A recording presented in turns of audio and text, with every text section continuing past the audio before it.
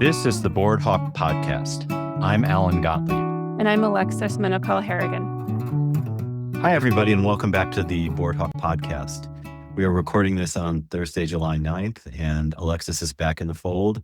And it's just the two of us today with a lot to talk about, even since Teresa Pena and I did the last podcast about everything that was happening around Superintendent Marrero and his possibly trying to invoke a clause in his contract that would allow him to walk away as of yesterday with a full payout of a year's salary.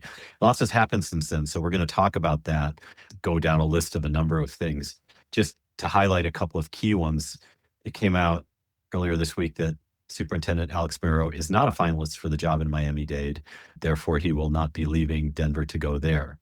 So that's a significant development.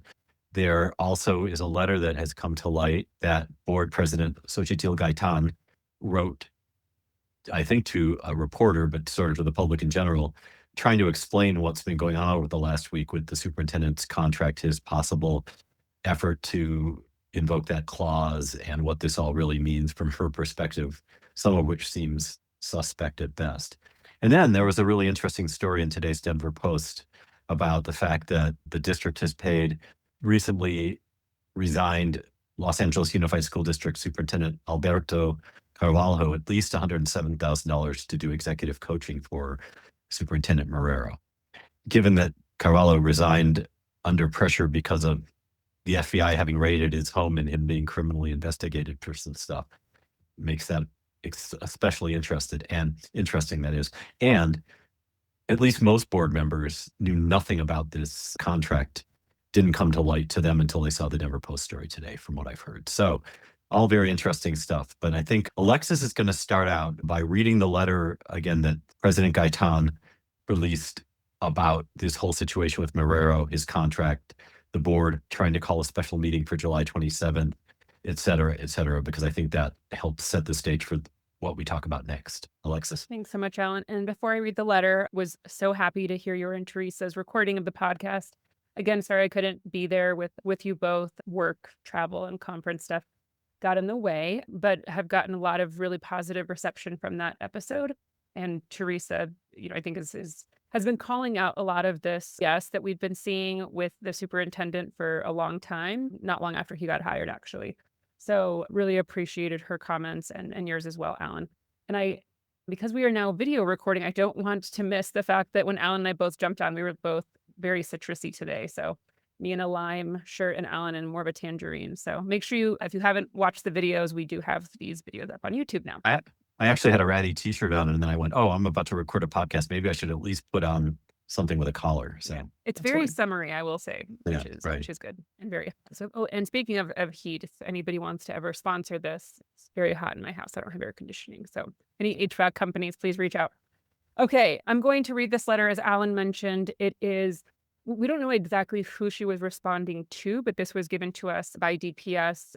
This is in its open record now. We assume it was the board president, Xochitl Gaitan's response to people reaching out specifically about this special meeting, some of the concerns that other board members have been raising. So this email is that response. So I'll go ahead and get started. Thank you for reaching out and allowing me to correct the record. I feel disappointed that board members would raise these issues through the media rather than first ensuring they understand how to call a special board meeting in accordance with Colorado law and board policy. There are statutory and policy prerequisites to calling a special or emergency meeting of the board. To date, the board members seeking such a meeting have not satisfied those requirements. The process to call a special meeting is outlined below. Under Colorado law, calling a special meeting requires 4 board members to agree to call the meeting. Our practice as a board is that when a board member requests a special meeting, they must include the 3 other board members who are joining with them to make the request. This ensures that the meeting is properly called and that a statutory quorum of the board, is aware and is in agreement that a meeting is necessary. Under the statute, the board member who wishes to call a special meeting must contact the board secretary with a request for a special meeting with specific details regarding the topic of the meeting, as well as the day, time, and location. These elements are all required by law to be on the meeting notice 24 hours prior to the meeting. I am not aware of 4 board members making a request to the board secretary for a meeting this week for a specific day, time, location, or topic. Before publishing a story suggesting that a meeting was improperly refused or not posted, feel free to confirm with the members of the board that you are speaking with if they have made this request to the board secretary. Regardless of the semantics of the requirements to call a special meeting, I am also not aware of 4 board members of the board who have requested a meeting this week. I have also spoken with board members, and a majority of the board has indicated that they would be comfortable addressing this matter at a virtual meeting on July 27th. The special board meeting will be streamed live via the DPS board Vimeo website. Given that, I cannot reconcile the allegation that a quorum was properly requested, an emergency meeting that is being ignored. It is unclear to me whether some board members are operating from incomplete information, whether inaccurate statements are being made, or whether there is a disconnect between what board members are saying privately and what is being represented to you or me. I also want to address the reason for this potential meeting. It appears the request is being made based on a perceived need to meet before July 8th. I understand that date may stem from incorrect information discussed in a podcast. Yay. Hello. In a podcast where the host speculated, guest host, Teresa, don't come for my job, speculated about Dr. Marrero's June 8th letter to the board. I want to be clear, based on the information presently available to me, there's no contractual deadline requiring emergency board action before that date. Please note that the superintendent has not invoked the contract language in paragraph 4C of his employment agreement concerning notice of concern regarding unilateral termination. I have spoken directly with Dr. Marrero, and he has confirmed that his email raising concerns about board overreach was not intended to invoke paragraph 4C and does not satisfy the prerequisites outlined in that provision. I also understand that Dr. Marrero has separately confirmed the same with other board members as well as the district's general counsel. For that reason, I respectfully decline to exercise my authority as board president to unilaterally call an emergency special meeting. Calling an emergency special meeting before what appears to be an arbitrary, non-binding deadline is not in the best interest of Denver Public Schools. I will proceed consistently with the will of the majority of the board members who have agreed that a meeting before the board retreat in August is sufficient to address any questions board colleagues may have regarding the superintendent's June 8 memo to the board. Wow. Yeah, so just here.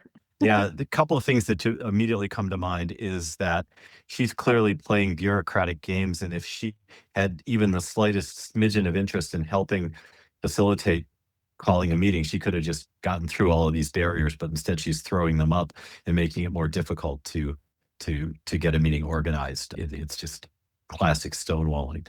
The other thing that immediately struck me is that no one said on this podcast or anywhere else that there was a contractual deadline requiring a meeting before July 8th. I think board members seeing that this letter very clearly in my mind, and I'm not a lawyer, but I don't know why else Dr. Marrero would have written this letter on June 8th that he did, and that Teresa and I discussed at length in the last podcast, unless he was at least considering invoking that clause that would have allowed him to resign as early as July 8th and walk away with a major payout. I don't, he has since clearly decided it's July 9th now that he wasn't going to do that as of day one that he could, but it doesn't mean that that's out of play or that it isn't something that needs to be considered by the board or that it isn't yet a further indication that he really doesn't want to be here anymore, no matter what he says.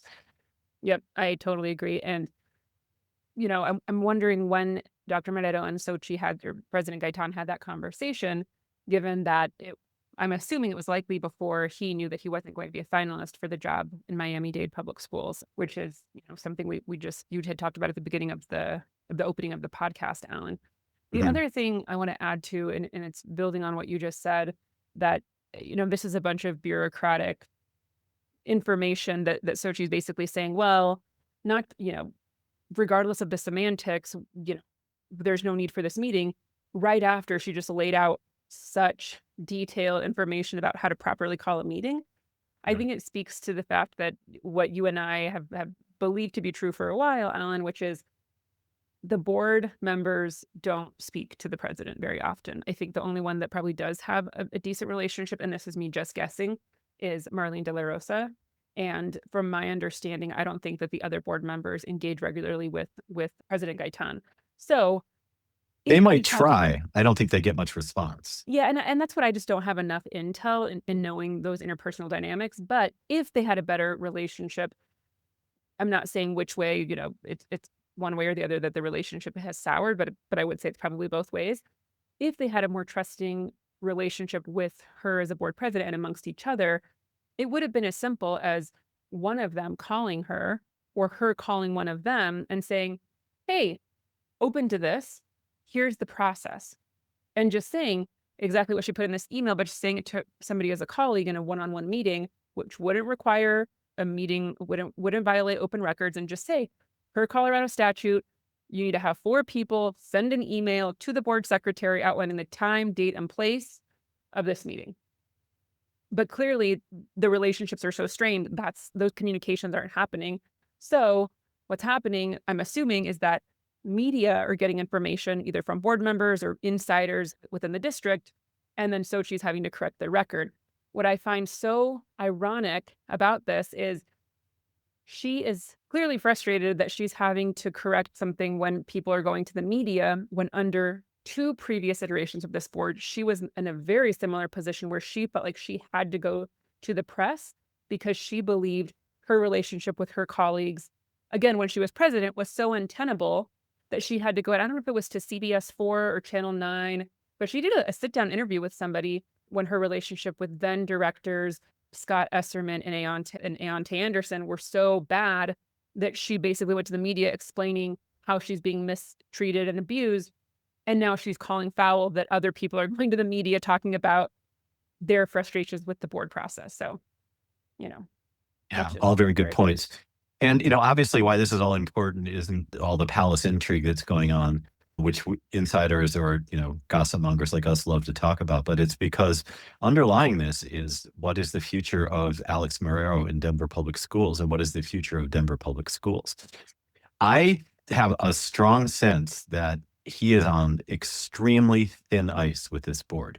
2, 3, I think, possibly, major urban districts he's applied for and hasn't gotten. That letter of June 8th that we've discussed. And at this point, it's pretty clear he doesn't know. He said something about being unconditionally committed or unapologetically committed in a statement to Denver after he didn't get the Miami job.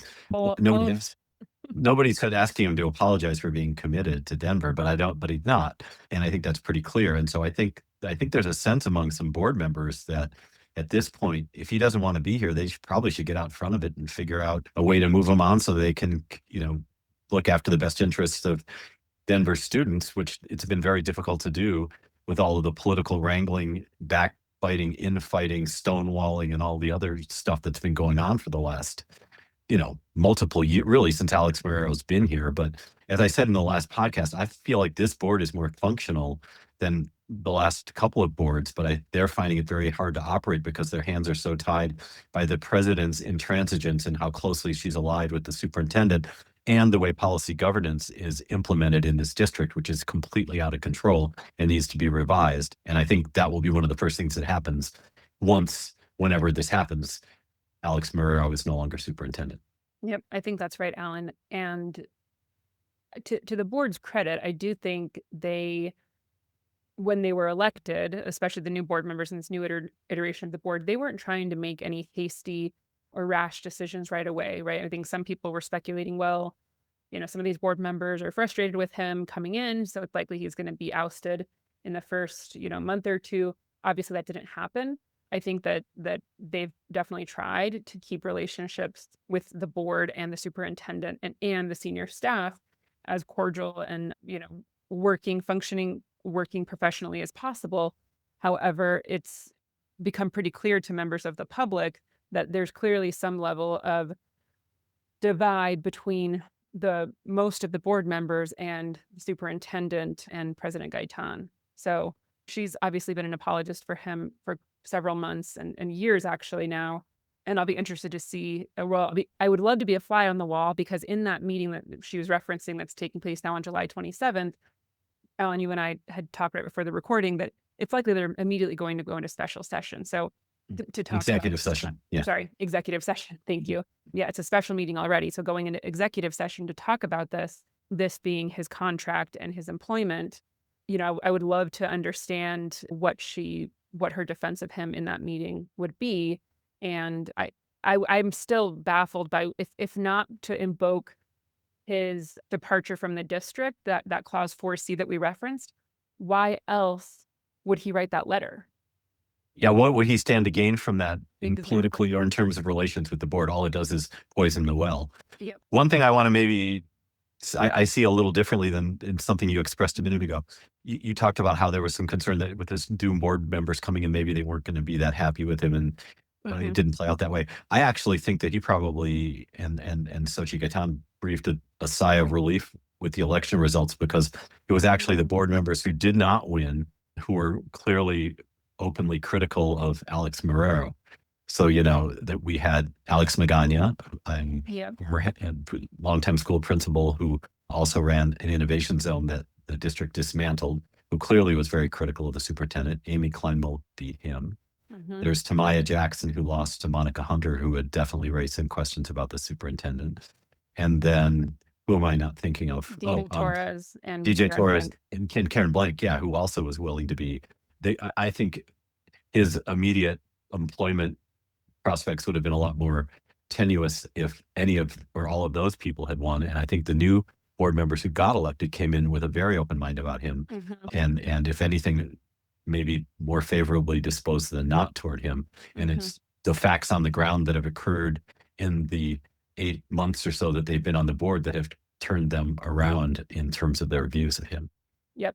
Yeah, that's all fair. And I do think if the other board members were elected, or the other candidates, were elected, the conversations about his dismissal would have happened much earlier. From the campaign trail, though, in watching several of the debates and listening to several of the current board members speaking as candidates, I would say certainly Monica Hunter and DJ Torres both expressed frustration in some of the decisions that board members had previously made around community engagement, transparency, and public comment. And so we then saw that fast forward, they got elected. We then saw some of that play out in some of the board meetings that have taken place over the last couple of months, where Dr. Torres has tried to bring to the forefront some of these issues that had to put items on the agenda.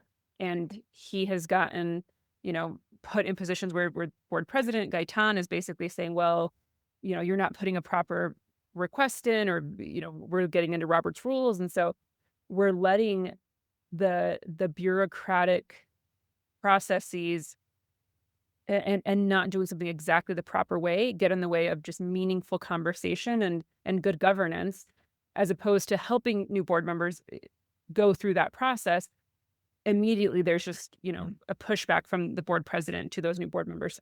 I guess I haven't spoken, to or Monica recently, but honestly, I don't think I've spoken with either of them face to face or on the phone since they got elected. But I wonder if they have regrets in electing Sochi as board president, given some of the things that they've experienced now as board members. And we've seen them in public meetings.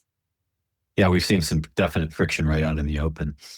The other thing I think is so interesting right now is this whole, well, first of all, that Alex Marrero did not get the job in Miami, or it didn't even make the finalist cut. He got cut off at the semifinalist point. And, to be fair, there may be any number of reasons for this, but the upfront reason is that they had the board, and I think I mentioned this in the last podcast, had a list of some non-negotiable requirements, job qualifications that people had to have. And Alex Marrero didn't have one of them, which is classroom teaching experience. And so I think that was at least a reason, if not a pretext, for eliminating him from consideration early, because some of the other candidates, most of whom did make that cut, had all three of those, the criteria that were required. There were, in the Denver Post story today, Marrero was quoted as suggesting he didn't make the cut of Miami-Dade because of his longstanding support of equity in the Black, Latino, LGBTQ plus and immigrant communities. And the quote from him is, I recognize that these values may not align with the increasingly conservative ideology shaping public education in parts of this nation,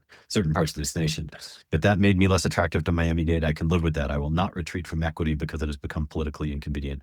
I will not rewrite my leadership to fit a political moment. So that was his take, but he also said he was unapologetically committed to Denver, which I think on its face is probably not true.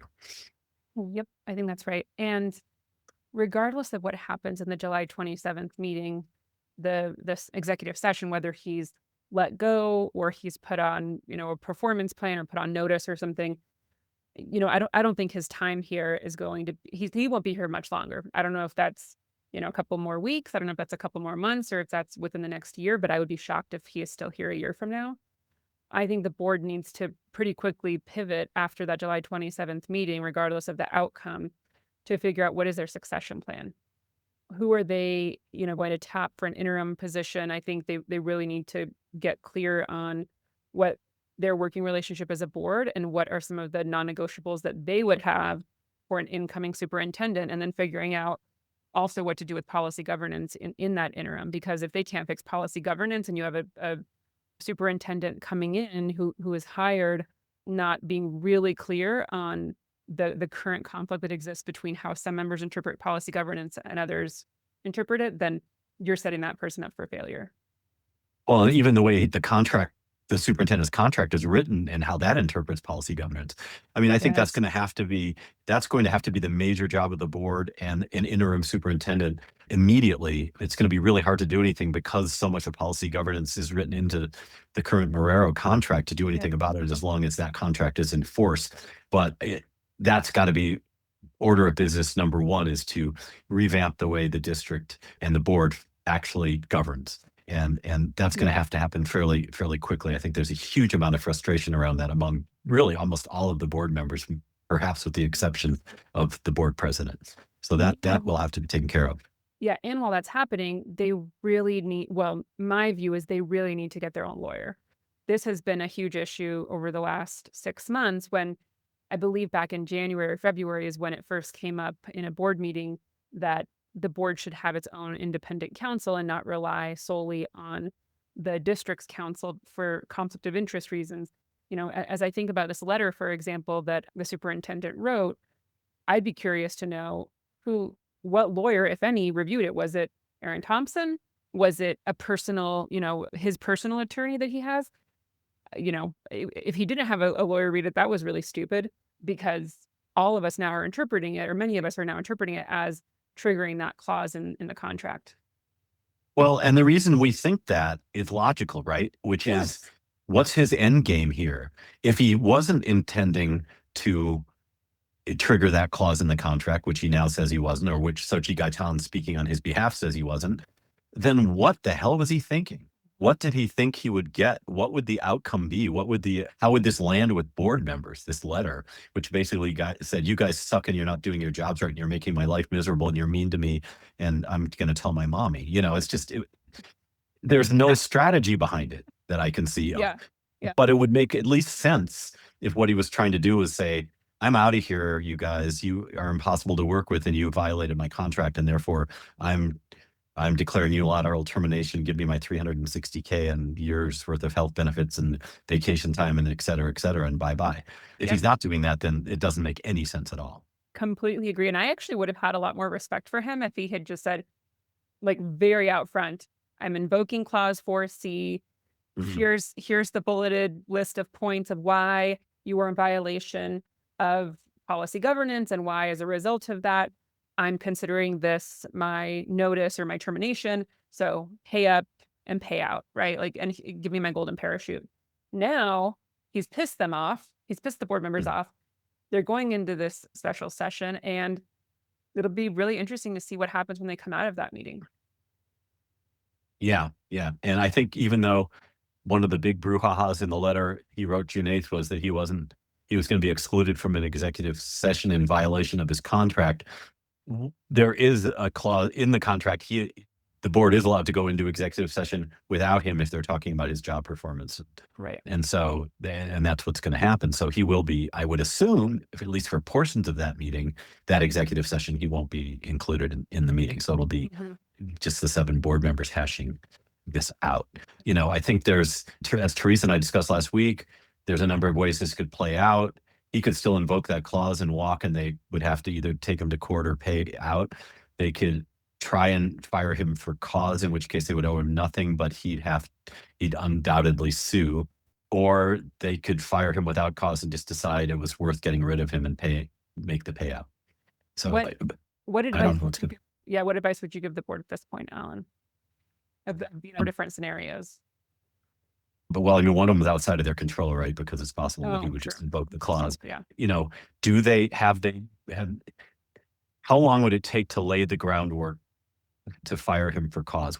They haven't done the evaluation yet that I think is due this fall. Do they want to let him stay in his job through November or whenever it is the evaluation's due, and then use the evaluation to terminate him for cause? Do they want to try and say that letter represented some form of insubordination, which is termination for cause? I'm making stuff up here. I don't know. Right. Or do they just want to say we need to, it's fish or cut bait time, and we're going to fish, and it's time to fish for a new superintendent, and let's pay him out. It hurts to pay taxpayer money out just to get somebody out the door, but let's maybe do that. So I don't know how it's going to play out. I don't know how politically that will feel to individual board members, or what they will decide, or if they will decide to do any of those things, or whether we will actually wind up having Alex Marrero be the superintendent for the foreseeable future. I just don't know how it's going to play out, but I tend to agree with you, Alexis, that I don't see him being here for an extended period of time at this point. Yeah. And regardless of which way they go, my advice to them would be to think about how the departure or the amicable or non-amicable relationship ends. How are they going to then attract a high quality superintendent? Interim, I think they could get some really great interim without too much issue. But internally, even possibly. Oh yeah, I think so. I think there's some really strong internal folks that would be phenomenal in that role. But long term, do they want to have this like public battle with a lawsuit that's going to, something gets settled in court with media, really paying a lot of attention to it? Or can they, maybe do that in a way that's much quieter and just settle something with him?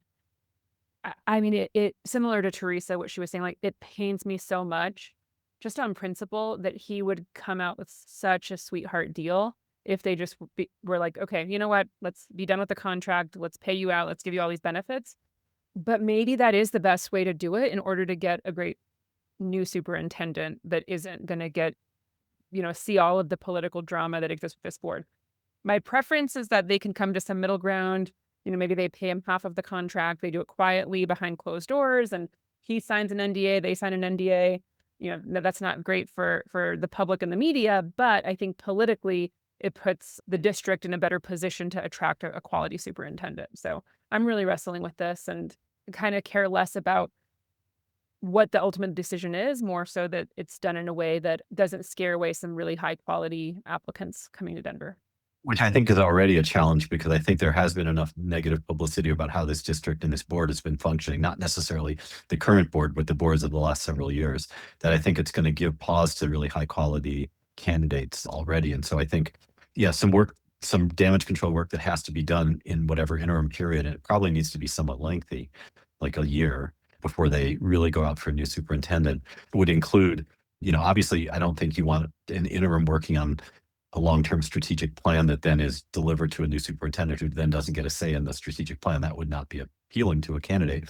But to at least revamp policy governance to make it a more rational, workable system, and go out with that work already done. And then perhaps some sort of short-term goal setting and planning, so that it looks like the district is on some rails instead of totally off the rails before they go out looking for a new superintendent. Yeah, the only thing I would push back on is the strategic plan aspect. I don't necessarily think they have to have this really detailed strategic plan, but I think with the interim, they really need to set their vision. And then at least the outline of what their vision, high-level goals would be that then could turn into a strategic plan with KPIs and all of the metrics associated with them with a new superintendent. That way the superintendent or the applicants that are going in are coming in eyes wide open about, here's the vision that the board is setting, which the board should set the vision in my view. Here are some of the big picture goals that they would expect the superintendent to have. They can do that through the ends, I believe through the ends, so that they're not having to come in not knowing what challenges they're going to have around goal setting. They'll have that. And then how they achieve those is then up to the superintendent. So that's the only piece I would push back that modifying that a little bit is detailed strategic plan, no, but vision and high level goals, yes. Right. I agree with you, actually. And I think that partly would need to go out as part of the job description, right? Or it's part of this is what we're looking to accomplish and we're not looking for you to change it. Right. We want you to like fall in line with these goals. Right. And how exactly we do that is something that you would lead as the superintendent, but gives some clarity and also actually allows them to evaluate applications through that frame. Right. And I think this board, I would say almost all of them, with the exception of President Gaitan, are doing a really great job with community engagement, more so than other board members that we've seen recently. So I actually would give them a lot of credit in being able to do the goal setting and vision setting in community with community. And that's something that at least the 3 new board members all ran on as well, of making decisions alongside community members. So time will tell, but that's what I'm hoping will happen. Me too. And, meanwhile, today's July 9th, so it's 18 days until this meeting on the 27th. Who knows what's going to be happening behind the scenes between now and then. But it could be a period of at least public quiet while whatever's happening gets sort of lined up. And it's going to be very interesting to see what happens between now and then. Go ahead. Well, the other thing that we didn't really touch on, that I'm not sure if we should wait till the very end, but, while all this is happening, there's another story that came out around the $107,000 that the district paid for executive coaching for Dr. Marrero to Alberto Carvalho, who's the recently resigned from LAUSD after an FBI raid on his home. It's just funny that this is happening because in my professional capacity, I work in the ed tech community, and so the drama that surrounded LAUSD is a big part of that community's work and interest in the way that we're very interested in what's happening in Denver Public Schools. But essentially what happened is, just to give a quick recap, is LAUSD, under the superintendent, paid about $6 million to an AI company called All Here, a startup All Here, and then the AI chatbot that they created specifically for LAUSD was called Ed. That the person who founded that, a woman named, I had to look it up, Joanna Smith Griffin. She's one of the Forbes 40 under 40. For those of you who don't know, a lot of times those 40 under 40 people end up with some sort of federal indictment or something really horrible happens. So that's not a list I would want to be on. But anyway, so after that, there was basically concerns that the superintendent was working alongside the founder of this All Here company and then creating Ed, that essentially wasted $6 million worth of the district's money because the chatbot didn't do what it was supposed to do. It was supposed to provide like personalized AI support for students and solve all of the things that you would expect an AI to solve in this crazy world, overpromised, underdeliver, and a huge pushback that we're now seeing not only in LA, but across the country around like this ed tech backlash. So anyway, Carvalho is embroiled in, I would say, even more scandal than Dr. Marrero. He's getting national coverage on this and has been for quite some time. So I just find it fascinating that you have the executive coach of a superintendent that is highly criticized in this district.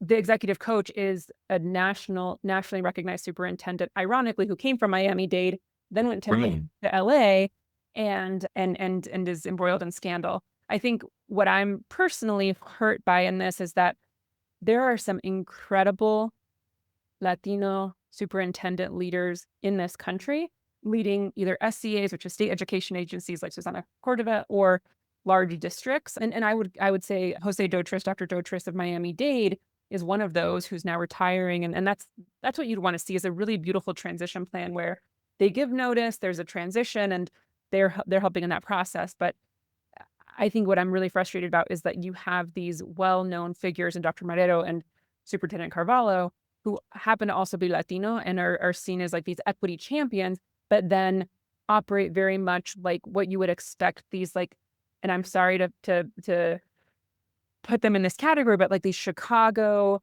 New York political machines where it's like you're just giving your friends these sweetheart deals and there's corruption. And that's what it is I just see like contract corruption. I see a lot of ethics being questioned. I see power and political chess being played here. And it's not surprising that these two are so aligned.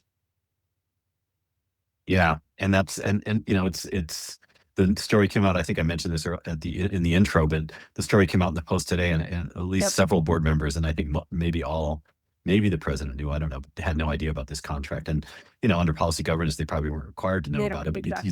you'd think as a courtesy, they would have been told, "Hey, we're spending." They should be able to see budget lines and stuff's being spent on. But so Right, but if they don't know they should have known.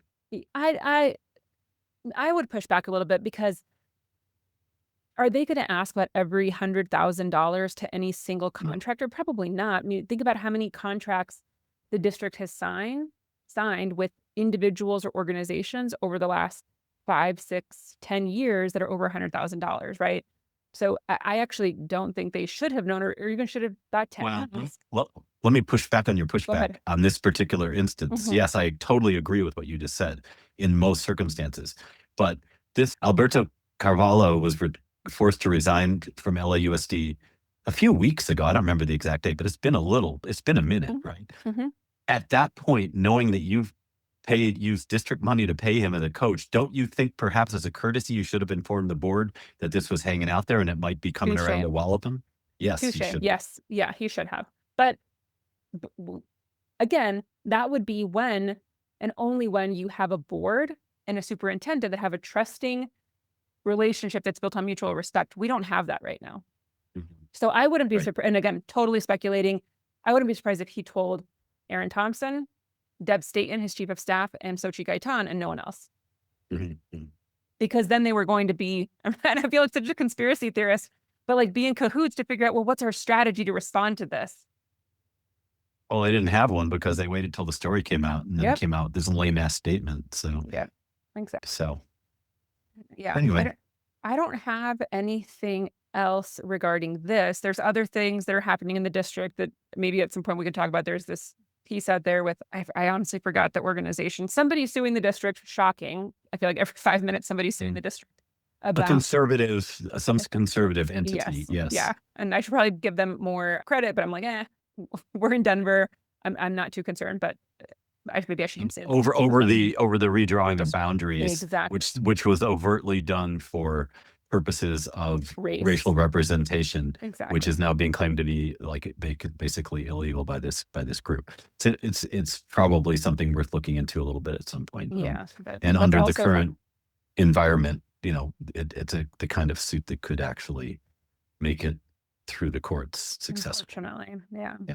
So anyway, all right. Well, interesting conversation, Alexis. Thanks. And we will be back with another podcast soon. If anything develops between now and July 27th, we'll certainly jump on about that, but we may find another topic or two to delve into before that as well. All right. Thanks, everyone. Thanks, everybody, and see you soon.